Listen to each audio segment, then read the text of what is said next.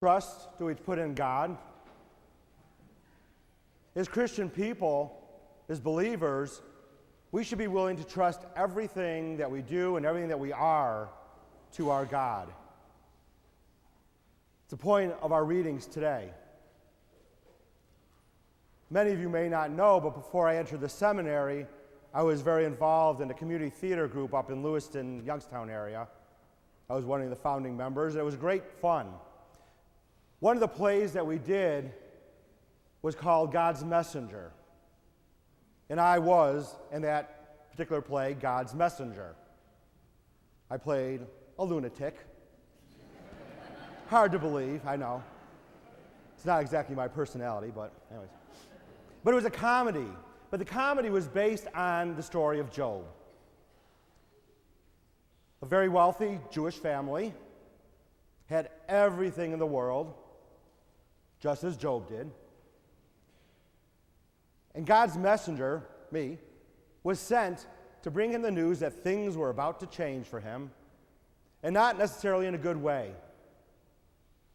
I broke into the man's house. He found me looking around his living room, and we entered into this play-long conversation. And in and out would come his wife and his kids, his maids. But the main part of the story was between me and the man who played the part of Job. Halfway through the play, tragedy hit. His house burned down. And it was one of the hardest scene switches ever for intermission, because you literally had to take a beautiful home and come back half an hour, 20 minutes later, to a house totally destroyed. And throughout the play, I was giving him messages and trying to remind him that he needed to place his trust in God, that all would work out if he simply trusted. In the play, at the end, things got back to normal. The man had learned the message God wanted him to understand, and his wealth and riches were returned to him.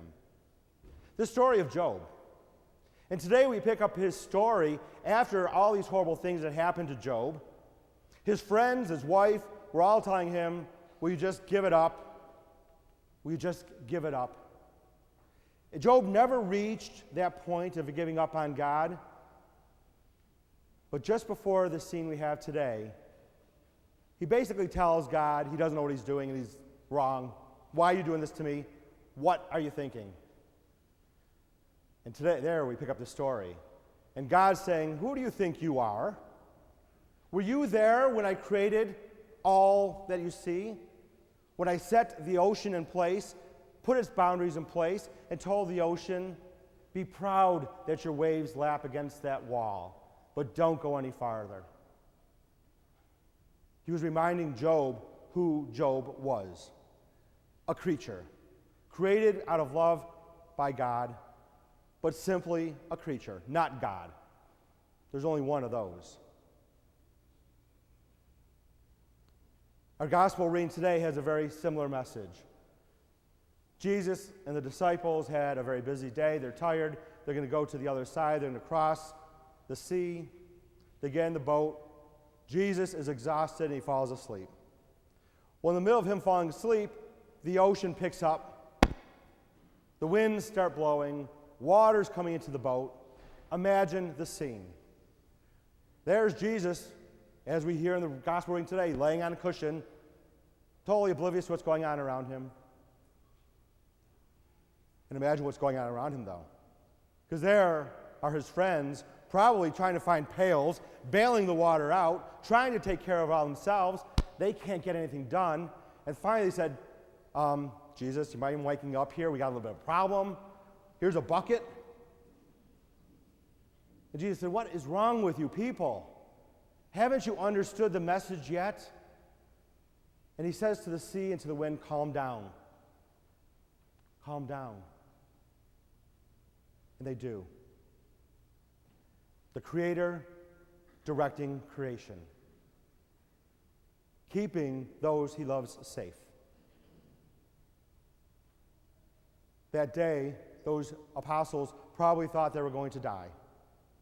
And God was not watching out for them because he was allowing it to happen. They had given up everything to follow Jesus, and they were about to meet their end before they saw what was really going on.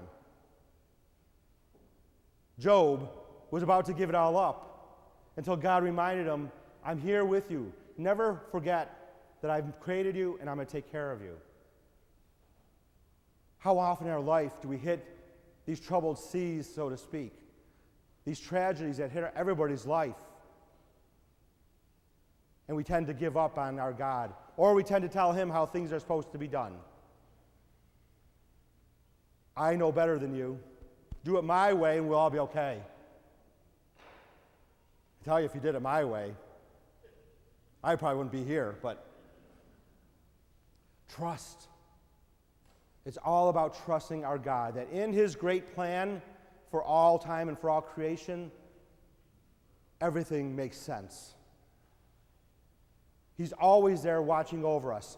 We may think during those tragedies that he's asleep on the cushion while we're trying to bail things out, but it's the farthest thing from the truth. We can see it each and every day in hindsight. If we look back at the things that have happened in our lives, the things that cause us the most pain, we can look back and say, wow, but how many people were there supporting me? How many people did God put in my path to help me through that? How did my prayer with God affect my life and change me for the better? Job's life, after all the tragedies has ceased, and he placed his trust back in God, as we hear at the end of his story, had more wealth, more family, more of everything than he had before, because he trusted. The apostles had more of everything, as Jesus promised, after going through all the trials of being his follower. We, my friends, will always have more than we could ever imagine if we trust in God. We may not understand things now, but hopefully when we reach the other side, as we transition from this life to eternal life, we'll be able to look back and say, I understand. I understand. And then he'll show us the great riches that await us for trusting.